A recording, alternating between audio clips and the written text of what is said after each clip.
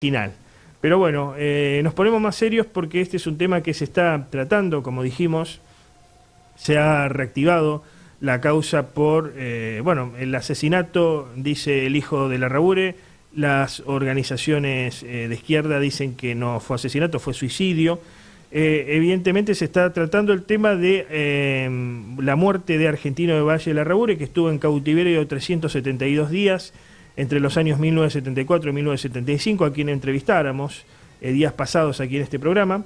Único medio en Rosario en hacer esta nota, ¿no? Esto hay que marcarlo, no sé por qué, pero único medio de la ciudad de Rosario. Se ha reactivado la causa. Ayer se estuvo llevando a cabo una audiencia en la puerta de los tribunales de calle, tribunales federales, ¿no? de calle Entre Ríos, entre Tucumán y Urquiza. Y allí se manifestaron quienes están a favor de la condena de Arnold Kremer, más conocido como Luis Mattini, integrante del PRTR, intelectual también de esa corriente de opinión. Y se movilizaron al lugar, también lo hicieron a organizaciones de derechos humanos, pero en ese marco la periodista Celina Muti Lovera, de La Capital, más precisamente reportera gráfica, denunció hostigamiento por personas que estaban en el lugar y que le impidieron o le intimidaron al realizar su trabajo.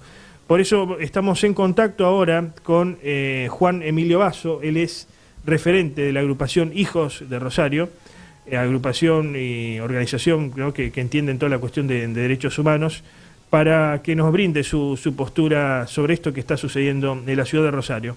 ¿Cómo estás, Juan? Antonia Batemarco y Amílcar Unzaín te saludan. ¿Qué tal? ¿Cómo te va, Buen Antonio? día. ¿Qué tal, Amílcar? Buen día. Buenos días para vos, gracias por atendernos. Bueno, primero y principal, ubiquémonos en tiempo y lugar. ¿Qué opinión te merece que se reactive el caso Larrabure, ¿no?, luego de tanto tiempo, ¿no?, porque fue algo acaecido hace bastante tiempo, ¿no?, en 1975. Sí, primero decir que no es solamente el pedido de una familia que quiere que se investigue el hecho que le ocurrió a su familiar. Es eso que en ese caso puntual uno debería decir, desde el momento de los hechos hasta que prescribió la posibilidad de que ese hecho se juzgue, se investigue, no tuvo ningún impedimento, ningún problema en iniciar una causa judicial. De hecho, tenía todo a su favor para hacerla porque el contexto político, judicial e incluso militar era del más favorable. De hecho, es más, hubo instancias judiciales, hubo condenas, hubo sentencias.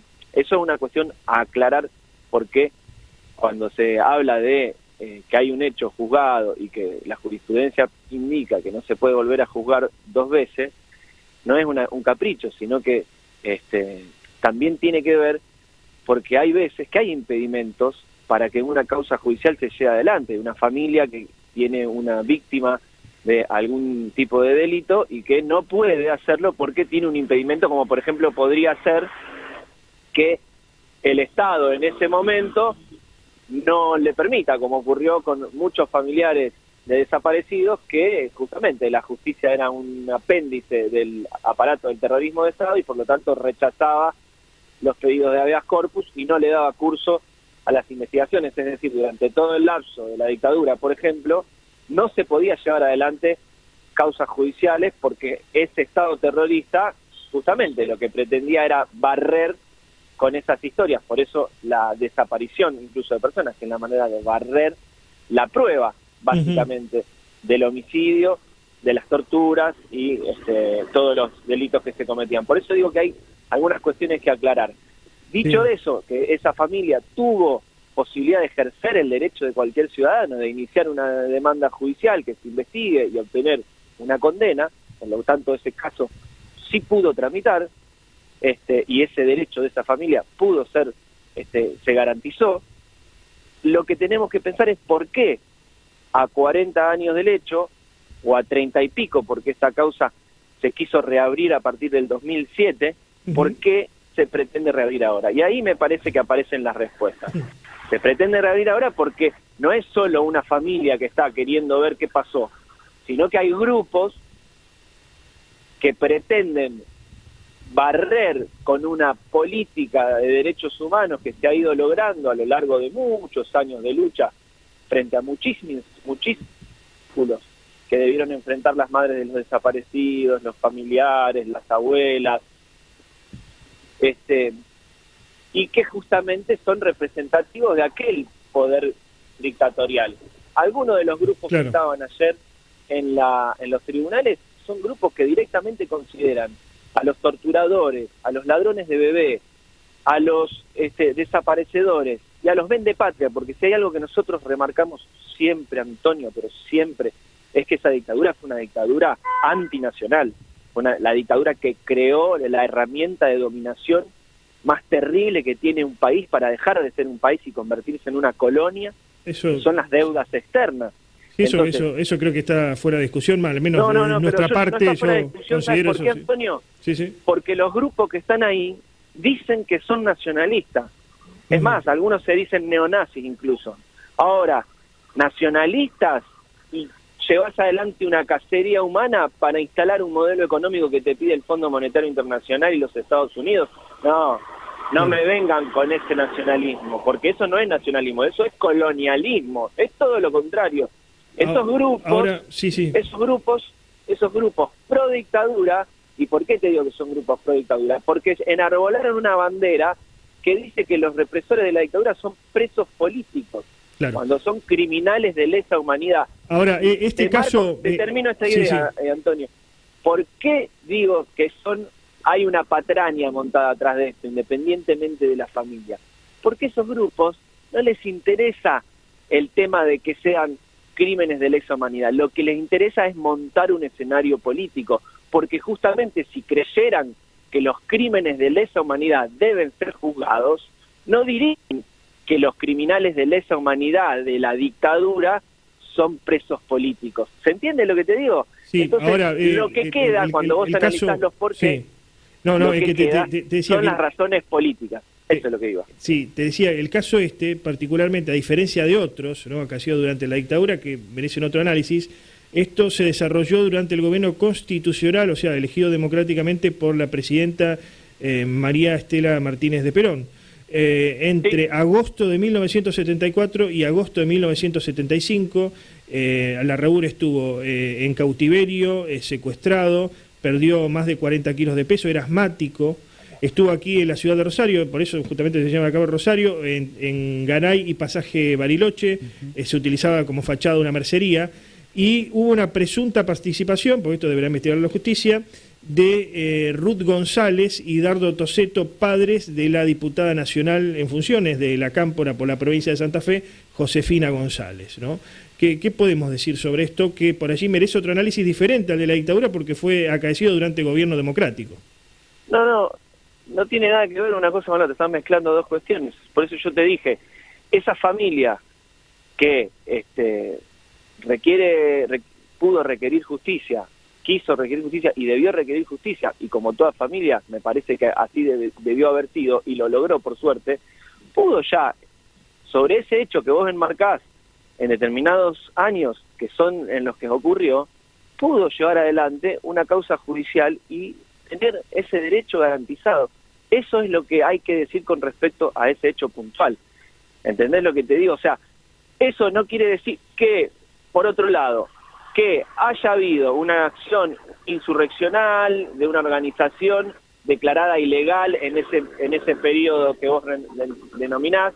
Todo eso no hace que se convierta en un crimen que tenga que juzgarse dos veces. Uno, en el momento que ocurrieron los hechos, y otro ahora porque ¿cuál sería? No entiendo cuál es el fundamento, cómo se transforma eso que vos describís en un fundamento para explicar por qué se debería reabrir la causa. ¿Se entiende lo que te pregunto? Sí, no, aquí la discusión es sobre si es delito o no de lesa humanidad. Hay como todo en el derecho, está la mitad de la biblioteca que sirve para justificar una cosa y la otra mitad... No, pero no es así, Antonio. No hay una mitad de una biblioteca y otra mitad de la biblioteca. A nivel internacional, la consideración sobre lesa humanidad no es la misma que aquí en la Argentina, a nivel internacional. No, en todos lados a nivel internacional es la misma. Lo que pasa es que hay un muy pequeño sector de la biblioteca que plantea que acciones determinado tipo, donde se cumplen determinados requisitos, porque además no son en abstracto. Los delitos no son en abstracto, tienen que cumplir determinados criterios y pruebas. ¿Se entiende lo que te digo? No en abstracto, no es que... Sí, lo que siempre se pone en juego es una cosa, Antonio, la participación del Estado. No es que claro, pero no es que la biblioteca dice en abstracto todos los delitos que cometieron las guerrillas podrían ser crímenes de lesa humanidad. No es que la mitad de la biblioteca dice eso, no. Dicen la mitad de la biblioteca, o no la mitad, el 100% de la biblioteca, no la mitad, Nadie discute que crímenes de lesa humanidad son los cometidos por el Estado o con la aquiescencia de este. Nadie discute eso, Antonio. Eso no es que hay una mitad de la biblioteca que dice no. El 100% de la biblioteca dice sí. Y bueno, y en Córdoba... de la biblioteca sí, que dice, un porcentaje de la biblioteca que dice, creemos que hay algunos que donde se dan todas estas condiciones cometidos por organizaciones civiles que podrían ser considerados crímenes de lesa humanidad. Y en ese caso se abre una investigación puntual para ver si se cumplen todas esas condiciones. Eso ocurre en algunos lugares del planeta donde hay determinado tipo de conflicto. Eso sí es cierto, pero claro, ninguna de esas condiciones se cumple en hechos como los que estamos discutiendo ahora. Y ahora, para nada. Durante esa época donde fue secuestrado Larrabure, ¿no estaba allí a cargo del gobierno provincial Obregón Cano, que tenía una relación con las organizaciones armadas, más precisamente con Montoneros? Pero vos estás queriendo plantear una discusión que es de otra índole, y a mí me parece que es interesantísima porque me apasiona discutir la historia. Vos querés discutir la historia de nuestro país. Y en ese caso me parece que está bueno que, si vos querés que lo discutamos, lo hablemos en un contexto donde podamos discutir este tema puntual. Pero sí me parece que es para confundir, y yo no creo que vos quieras ser parte de la operación política y de prensa que están montando los grupos pro dictadura, que es para confundir, querer dar esa discusión en el mismo contexto en el que se pide la reapertura del caso Larrabure. Porque ese planteo es justamente la operación que se está montando y es lo que nosotros denunciamos. Nosotros denunciamos que hay una operación que tiene una serie de objetivos, que va mucho más allá de esto que yo te marcaba, del derecho que le asiste a una familia, que ya fue garantizado ese derecho. Por eso yo digo, no entremos en esa operación, y si vos querés que discutamos la historia, discutámosla en contextos distintos, no cuando estás hablando de un caso puntual, que argumentan para que se vea esta aberración jurídica que se realmente pretenden confundir todo dando un debate desde una perspectiva muy mal planteada. Ahora, como yo sé que a vos te interesa mucho la historia porque ya lo hemos discutido alguna vez, pues es un apasionado de la historia como yo, cada uno ahí sí tiene una biblioteca, aunque creo que algunos autores capaz que similares debemos haber leído, supongo que algo del Pepe Rosa habrás leído, Antonio. Sí, sí, sí. Cuando quieras que discutamos de historia me encantaría, porque yo no le si hay algo que no le escondo el bulto es a discutir de política y de historia. Pero además sí está bueno la discusión, hay que ubicar las cosas en su lugar. Y edifica, sí, sí, sí. Decía Juan, pensando un poco, repasando lo que viene, ¿no? Una nueva conmemoración, por supuesto, de la última dictadura militar. ¿Cómo va a ser la próxima marcha del 24 de marzo en la ciudad de Rosario, teniendo en cuenta también el tema del paro de municipales, que tengo entendido va a modificar en algo?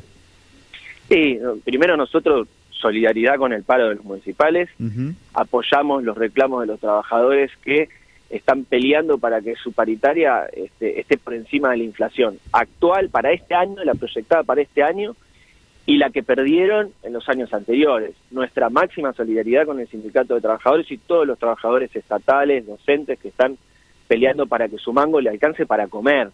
Primer cosa, no hay ningún punto de contradicción entre esa marcha y los municipales, que además participan de la marcha del 24 de marzo, como todos los sindicatos. La marcha va a ser enorme, chicos, porque es parte de un proceso que se viene dando de resistencia al proyecto político que está llevando adelante Mauricio Macri. Es lo primero que hay que decir, porque es un proyecto, el de Mauricio Macri, que pretende desandar todo lo que se había logrado en materia de memoria, verdad y justicia, pero también en materia de derechos de los trabajadores, pero también en lo que tiene que ver con el desarrollo de la industria nacional. Por eso los empresarios pyme, los empresarios industriales, que son los que más generan trabajo, los que alimentan el desarrollo del mercado interno, están como locos con la suba de tarifa, con la apertura de importaciones. Entonces hay cámaras de pymes que participan de la marcha del 24 de marzo. ¿Por qué? Porque esta marcha, como ocurre con otras, va recogiendo la unidad que se va construyendo en función de la protesta que va generando ese propio gobierno, y nos une a todos, porque es parte de un mismo proyecto político, porque estos tipos que quieren perdonar a los genocidas de la dictadura, los quieren perdonar porque los genocidas de la dictadura aplicaron el modelo económico que ellos pedían, que es el mismo que están aplicando ahora, que es el que dice el Fondo Monetario Internacional, que es el que pide la Embajada de Estados Unidos. Entonces, como aquella dictadura fue antinacional y antipopular, este gobierno es antinacional y popular, hay un frente nacional y popular, o popular y nacional, para que no parezca una consigna, que se va dando de hecho, ¿entendés? Entonces, todas las reuniones, venimos desde enero haciendo reuniones por el 24 de marzo, hay una cantidad de organizaciones que nunca se juntaron para hacer algo. Por ejemplo, las políticas no se pueden juntar a hacer un frente, están todos los sectores del peronismo, los sectores más progresistas del radicalismo, los sectores de la socialdemocracia, las diferentes izquierdas, distintos sectores nacionalistas, tenés los organismos de derechos humanos, por supuesto, a la cabeza, pero también tenés clubes de barrio, asociaciones vecinales, claro, grupos culturales, todo eso, que en realidad hay gente o grupos que, por ejemplo, se organizaron en función de responder a los tarifazos, toda esa resistencia que se va dando, fundamentalmente con los sindicatos a la cabeza, se va juntando porque entendemos, que la respuesta que tenemos que dar es unitaria. Y yo creo que eso será uno de los rasgos sobresalientes de este 24 de marzo. Muchas gracias por habernos atendido, Juan. Gracias a vos. Adiós. Bueno, allí pasaba la palabra de Juan Emilio Basso, referente de la agrupación Hijos de la ciudad de Rosario, brindando su postura al respecto. Es un tema, ¿no?, que el tema de los 70 no ha cerrado ni va a cerrar. Lamentablemente creo que porque hay posturas muy encontradas aquí en la sociedad, al interior de la sociedad argentina. Me parece, esto es una opinión personal, lo que no implica olvidar, ni tapar, ni justificar lo acaecido, que fue totalmente denostable por parte de la dictadura militar, pero sí me parece que en algún momento hay que hacer una especie de bajar un cambio, como dirían en la práctica en el barrio, y darle para adelante, ¿no? Porque si no el país sigue, ¿no? Y vamos a seguir, supuesto, a veces, no sin olvidar lo otro, pero pensando en el futuro, porque nuestros hijos, las personas que nos van a suceder, tienen que seguir viviendo en este país. Sí.